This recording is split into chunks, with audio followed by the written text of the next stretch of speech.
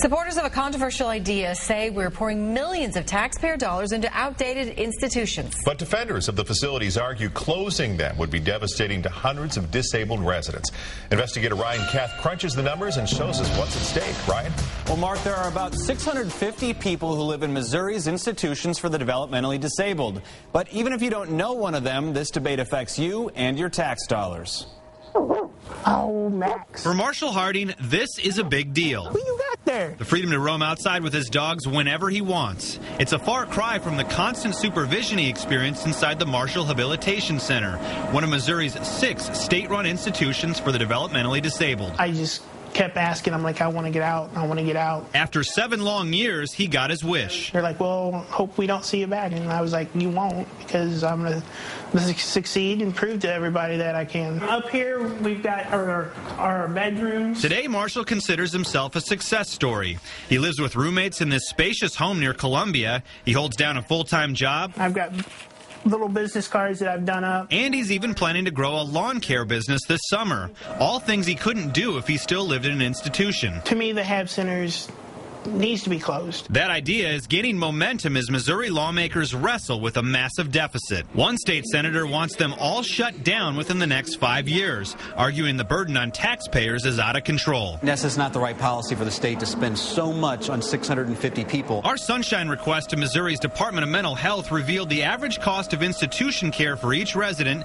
is about $500 per day. But community-based care is almost $200 less expensive, a potential savings of $45 million per year in state and federal cash. If the population dwindles, that could be $600, $700, $800, almost $1,000 a day for some individuals, which we just cannot afford. And the sky-high costs don't stop there. A recent audit also criticized the state for paying nearly $48 million of overtime to institution employees.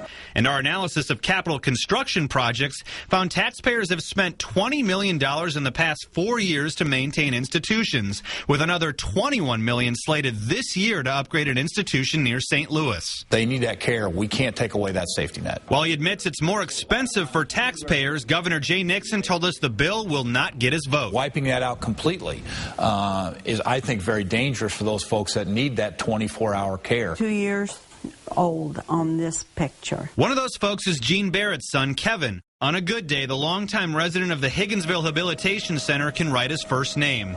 We asked Jean what she remembers about the day she brought Kevin to an institution. Very bluntly, it was hell. A moment that still overwhelms her almost 50 years later.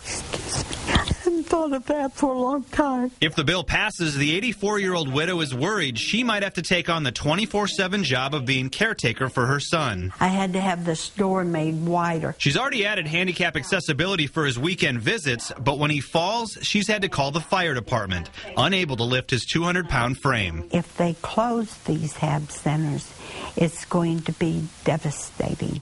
Jean supports people like Marshall who can live, work, and succeed in the community. But she says her son will never survive outside the home he's known for 46 years.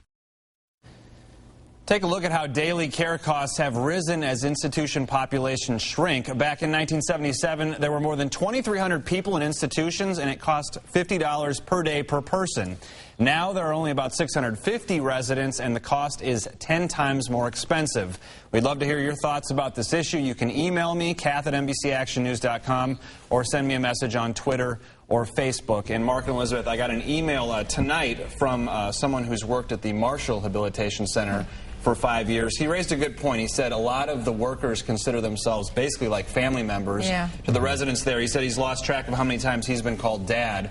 He also raised the point of, well, what happens to all their jobs? Does the unemployment rate just go up, and how does that impact the local communities like Marshall and Higginsville? Oh, absolutely. Now, what about other states? What are they doing? There are a dozen other states in the country that consider themselves institution-free. Getting there, however, not easy. There's a lot of emotional, sometimes bitter debate, and we'll be following along the legislative session to see where this goes in Missouri. It's a very tough situation. All right. Thanks, Thank you, Ryan.